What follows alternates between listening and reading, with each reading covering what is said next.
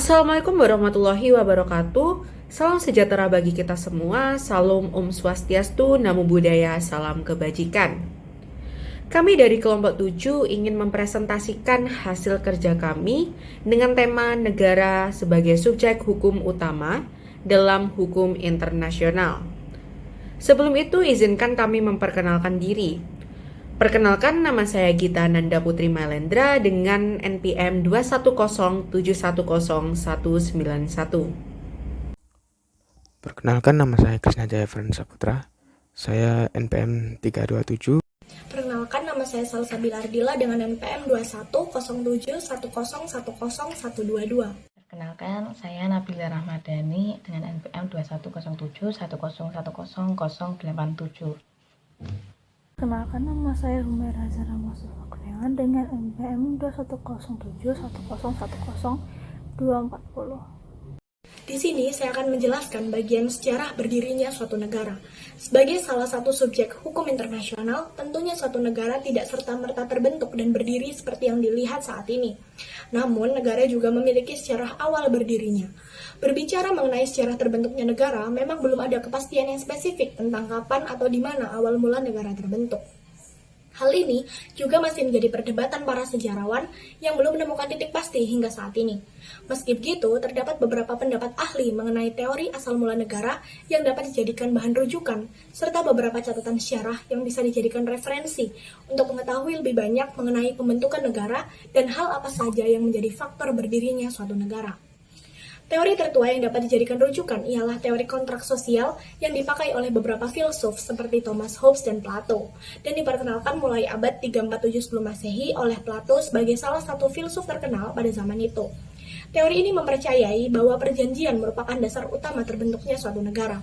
Dalam teori ini diyakini bahwa suatu pergeseran dari zaman tak bernegara yang diyakini terjadi secara alamiah dan hidup tanpa adanya hukum maupun organisasi menuju pada zaman bernegara dilakukan melalui suatu kontrak atau dapat disebut sebagai perjanjian untuk mendiami wilayah yang sama. Maka dari itu, mulailah dibentuk aturan-aturan yang nantinya akan berkembang sebagai hukum untuk mengatur kehidupan bernegara, dan dibentuklah pemerintah untuk mengatur jalannya hukum dan memastikan bahwa hukum telah dipatuhi oleh seluruh masyarakat atau warga negara. Selain teori tersebut, terdapat juga teori lain yang diyakini para ahli sebagai teori asal mula berdirinya suatu negara, seperti teori ketuhanan, kekuasaan, kedaulatan, serta hukum alam. Terlepas dari berbagai teori para ahli, terdapat juga catatan sejarah yang dapat dijadikan referensi untuk memahami bagaimana awal mula negara terbentuk di masa lalu. Dalam sejarah disebutkan bahwa pada zaman kuno, tepatnya di masa Yunani kuno, adalah cikal bakal awal mula terbentuknya negara. Hal ini diyakini karena pada masa itu Yunani kuno memiliki peradaban yang sangat maju dan seluruh masyarakat tinggal dalam suatu polis yang disebut sebagai negara kota. Polis inilah yang akan menjadi awal mula terbentuknya suatu negara dengan hukum di dalamnya. Masa ini diperkirakan terjadi pada abad ke-5 sebelum Masehi di Yunani. Kesadaran dalam pemikiran mengenai negara dan hukum tak terlepas dari faktor pendukungnya, seperti kondisi geografi negaranya yang terletak pada kecenderungan untuk perantauan serta perdagangan, memudahkan bangsa Yunani untuk bertemu dengan bangsa-bangsa lain di kala itu, sehingga dapat saling bertukar pikiran dan pendapat. Seiring dengan berjalannya waktu, muncul berbagai tipe negara berbeda di seluruh dunia, hasil dari pemikiran-pemikiran baru dan pembaharuan tata negara yang menyesuaikan dengan perkembangan zaman, yakni tipe negara modern yang memiliki ciri-ciri antara lain menganut paham sebagai negara hukum, berasaskan demokrasi, dan di dalam bentuk negara kesatuan terdapat pemerintahan pusat sebagai pemegang otoritas tertinggi dalam negara. Ini saya akan menjelaskan tentang bentuk negara dan aturan hukum. Yang pertama, saya akan menjelaskan dari zaman Yunani kuno, yang mana terdapat beberapa bentuk negara, yaitu seperti monarki, oligarki, dan demokrasi. Untuk monarki sendiri, itu adalah suatu pemerintahan yang dipimpin hanya satu orang. Sementara oligarki, yang berasal dari bahasa Yunani, yang artinya oliga, yang berarti beberapa. Sementara demokrasi, yang berarti demos, dan kronos, yang berarti dipimpin pemerintahannya berasal dari rakyat. Dan adapun di zaman pertengahan, yaitu bentuknya secara republik dan kerajaan. Dan adapun pendapat ahli bagaimana cara membedakannya. Menurut Duguid atau seorang ahli tersebut, cara membedakan kerajaan dan republik yaitu dengan pemilihannya. Jika pemilihannya berdasarkan keturunan, maka negara tersebut berbentuk kerajaan. Sementara jika pemilihannya berdasarkan kebersamaan, maka bentuk tersebut merupakan republik. Sementara, adapun menurut Machiavelli, jika negara tersebut dijalankan hanya keinginan atas seseorang, maka negara tersebut berupa kerajaan. Sementara jika berdasarkan keinginan bersama, maka negara tersebut berbentuk republik. Adapun bentuk negara pada zaman sekarang atau zaman modern, yang pertama yaitu negara kesatuan, yang terdapat ada dua, negara kesatuan sentral dan otonom. Yang kedua ada negara serikat, dan yang terakhir adalah negara federal, negara kesatuan. Dan untuk aturan hukum internasional itu ada 3, yaitu umum, regional, dan khusus. Dan adanya hukum ini itu digunakan untuk mewujudkan kedamaian pada negara-negara tersebut. Sekian dari saya. Terima kasih. Atribut negara. Dalam hukum internasional, negara merupakan subjek dari hukum internasional, dan sebuah negara tidak akan terlepas dari yang namanya atribut negara. Dalam dunia internasional, atribut negara sering dimaknai sebagai variabel-variabel suatu negara seperti misalnya sumber daya alam, ukuran suatu negara, dan lain-lain, di mana hal tersebut dapat mempengaruhi kebijakan luar negeri negara tersebut. Atribut-atribut yang dimaksud adalah sebagai berikut. Pertama, ukuran suatu negara. Hal ini merujuk pada pemberian label negara besar dan negara kecil. Perilaku negara besar dan negara kecil itu berbeda. Negara kecil cenderung menempatkan perhatiannya pada isu-isu perekonomian, dikarenakan perkembangan dan pertumbuhan ekonomi merupakan upaya yang sedang negara kecil lakukan. Sementara negara besar lebih cenderung menempatkan perhatiannya pada isu-isu seperti perang dingin, prestis, dan pengaruh global, serta isu-isu yang berhubungan dengan pengejaran power dan aliansi. Atribut yang kedua adalah sumber daya alam. Sumber daya alam yang dimaksud di sini ialah berupa kekayaan tambang, hasil bumi seperti minyak dan mineral, serta kemampuan agrikultur dan lingkungan. Atribut yang ketiga yaitu letak geografis. Posisi geografis suatu negara akan berpengaruh pada keamanan negaranya. Karena bagi negara yang memiliki banyak perbatasan dengan negara lain, keamanan negara tersebut bisa dikatakan lebih kecil dibandingkan dengan negara yang memiliki perbatasan sedikit. Atribut yang keempat yaitu kekuatan militer negara. Negara yang memiliki kualitas dan kuantitas kekuatan militer yang lebih baik dalam pelaksanaan luar negerinya memungkinkan akan melakukan tindakan-tindakan yang bersifat koersif dalam hal pengendalian sosial suatu negara. Atribut yang kelima yaitu demografi yang dimiliki suatu negara. Kondisi demografi sendiri meliputi karakteristik populasi, distribusi usia, gender, kesejahteraan, pengelompokan etnis, dan lain-lain. Keenam yaitu sistem politik suatu negara. Negara-negara yang memiliki situs politik yang sama seperti misal demokrasi akan memiliki hubungan yang tidak konfrontatif. Sementara jika dua negara memiliki sistem politik yang berbeda, sangat dimungkinkan terjadi konflik dalam negara tersebut dikarenakan perbedaan pandangan politiknya. Dan yang ketujuh adalah atribut kapabilitas ekonomi yang dimiliki oleh suatu negara. Negara dengan kapabilitas ekonomi yang kurang mumpuni cenderung akan melakukan kerjasama dengan negara-negara besar yang memiliki kapabilitas ekonomi yang bagus, karena dengan harapan dapat membantu pembangunan negara dengan negara yang kapabilitas ekonominya masih kurang. D. Cara peralihan wilayah. Hukum internasional mengetahui beberapa cara yang tradisional secara umum diakui dalam rangka memperoleh kedaulatan wilayah. Ada 5 cara untuk memperoleh wilayah secara langsung, yaitu yang pertama, aneksasi. Aneksasi ini ialah suatu metode perolehan kedaulatan wilayah yang dipaksakan. Ada 2 bentuk keadaan dari aneksasi, yaitu A. Apabila wilayah yang dianeksasi telah ditundukkan oleh negara yang menganeksasi tanpa adanya pengumuman yang berkendak. B. Apabila wilayah yang telah dianeksasi dalam kedudukan yang benar berada di bawah negara yang menganeksasi pada waktu diumumkannya kehendak aneksasi oleh negara tersebut.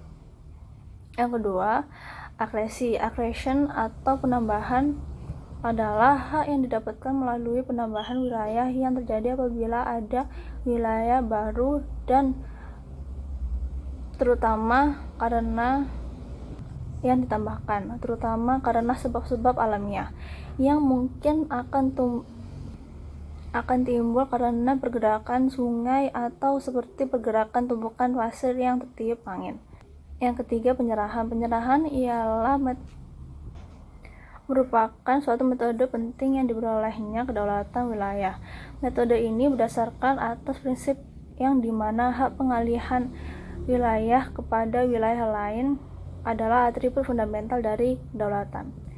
Yang keempat, preskripsi. Preskripsi ini mungkin sebagai akibat dari pelaksanaan kedaulatan yang sudah berjalan lebih lama dan karena jangka waktu tersebut telah menghilangkan kesan adanya kedaulatan oleh negara terdahulu. Dan yang terakhir, kelima, okupasi. Dalam menentukan apakah suatu okupasi telah dilakukan sesuai dengan hukum internasional atau tidak, maka prinsip keefektifan harus diterapkan. Dalam Eastern Greenland Case, Permanent Court of International Justice menetapkan bahwa okupasi agar dapat terlaksanakan secara efektif dengan mensyaratkan dua unsur di pihak negara yang melakukan, yaitu yang pertama, adanya suatu kehendak atau keinginan yang bertindak sebagai pihak yang berdaulat. Yang kedua, melaksanakan atau menunjukkan kedaulatan secara pantas. Ada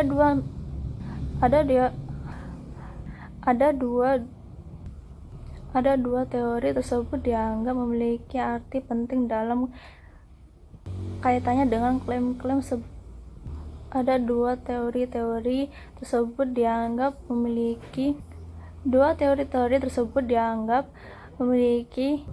ada dua teori yang dianggap memiliki arti penting dalam kaitannya dengan klaim-klaim beberapa agama tertentu di daerah kutu, yaitu yang pertama teori kontinuitas atau yang bisa kita sebut continuity. Menurut teori ini, suatu tindakan okupasi di suatu wilayah tertentu kedaulatan negara yang melakukan okupasi sejauh diperlukan untuk menjamin keamanan atau pengembangan alam di wilayah terkait. Yang kedua, teori kontiguitas atau yang kita bisa sebut atau contiguity. Menurut teori ini, kedaulatan negara yang melakukan okupasi tersebut mencakup wilayah-wilayah yang berbatasan secara geografis berhubungan dengan wilayah. Doktrin tindakan negara atau Act of State Doctrine. Doktrin tindakan negara ini digunakan sebagai jurisprudensi Amerika Serikat pada abad ke-17, di mana teori tindakan negara ini adalah suatu prinsip hukum yang mana sangat erat kaitannya dengan bagaimana negara bertindak ketika terdapat suatu problematika dalam keberlangsungan roda pemerintahan yang mengarah dalam ruang lingkup internasional. Intinya, doktrin ini menyatakan bahwa negara lain tidak dapat mengintervensi urusan negara yang lain. Doktrin tindakan negara ini tidak hanya mengarah kepada bagaimana eksekutif maupun administrasi dan pejabat-pejabat negara itu menjalankan kewenangannya, tetapi bagaimana legislatif mengambil tindakan yang mana bisa dalam berbagai bentuk, yakni undang-undang, perintah, dan juga keputusan. Dalam perkembangannya, Act of State Doctrine ini berkembang sejalan dengan konsep kedaulatan atau sovereignty, di mana menurut Michael Zander dalam jurnalnya American Society International Law menyebutkan sovereignty means that the decree of the sovereign makes law, and foreign court cannot condemn the influence persuading the sovereign to make the law. Di mana negara yang berdaulatlah yang dapat melakukan sebuah doktrin tindakan negara. Ketika negara itu berdaulat, maka sebuah negara itu dapat bertindak dalam lingkup internasional, yang mana pengadilan asing tidak dapat dipengaruhi sebagai bentuk pembatasan-pembatasan kedaulatan. Hak dan kewajiban dalam lingkup hukum internasional. Negara sebagai subjek hukum internasional maksudnya adalah negara menjadi pemegang hak dan pemangku kewajiban, yang mana kita tahu bahwa hak dan kewajiban adalah suatu hal yang sangat fundamental atau esensial, di mana negaralah yang memiliki kewenangan dalam mengajukan tuntutan di depan mahkamah internasional. Maka perlu pendefinisian sebenarnya apa sih hak itu dan apa sebenarnya kewajiban itu. Di mana menurut Malcolm Shaw dalam bukunya International Law menyebutkan bahwa rights are binding and enforceable as establish the pattern of behavior in the future. Bahwasanya sifat hak adalah mengikat dan merupakan sebuah keharusan untuk dilaksanakan yang memungkinkan pola tingkah laku di masa depan yang sangat berkaitan dengan etik dan moral. Sedangkan kewajiban adalah suatu bentuk keharusan untuk melaksanakan sesuatu yang mana ketika hal tersebut terlaksana akan mendapatkan hak. Dan sebaliknya, ketika kewajiban itu tidak dilaksanakan, maka tidak akan mendapatkan hak. Dalam lingkup hukum internasional, tidak ada lembaga seperti yang ada dalam roda pemerintahan, seperti lembaga eksekutif, yudikatif, dan legislatif. Tetapi dalam lingkup hukum internasional memiliki Majelis Umum PBB, Mahkamah Internasional, atau Badan Khusus PBB yang mana tidak memiliki kewenangan untuk mengikat negara-negara. Jadi, tidak adanya sanksi jika suatu entitas atau negara itu tidak melakukan kewajibannya, di mana sanksi hukuman ditentukan sebagaimana hak dan kewajiban, yakni didasarkan dari perjanjian-perjanjian, kebiasaan, dan ketentuan-ketentuan dalam mencapai tujuan atau cita-cita, yakni perdamaian dunia.